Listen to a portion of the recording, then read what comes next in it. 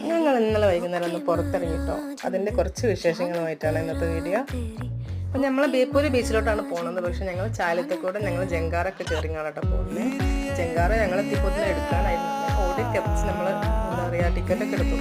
അങ്ങനെ ബേപ്പൂര് ബീച്ചിലെത്തി. ഞങ്ങൾ എന്താ പറയുക കുറച്ച് നേരം അവിടെ ഇവിടെയൊക്കെ നടന്ന് കഴിച്ച് ഞങ്ങൾ വേഗം പോയി എന്താ പറയുക ചായ കുടിക്കാൻ. ചായയാണ് ഇവിടുത്തെ ചായയും അവിടുത്തെ പരിപ്പുവടയും. അതാണ് ഇവിടുത്തെ മെയിൻ കേട്ടോ. നമ്മളെ കോഴിക്കോട് ബീച്ചിലെ ഐശ്വര്യതയും അതുപോലെ ഉപ്പിലിട്ട് അച്ചറൊക്കെ തേച്ചൊന്നും വാങ്ങുന്നത് പോലെ ഞങ്ങൾക്ക് ഇവിടെ മെയിനായിട്ട് പരിപ്പുവട അടിപൊളി ടേസ്റ്റ്. ഇപ്പോൾ ചെന്ന പാടിൻ്റെ പരിപ്പുവട ഇല്ലേ, പഴംപൊഴി കരുത്ത പൊരിച്ചൊക്കെ വാങ്ങിച്ച് കഴിച്ചിട്ടോ.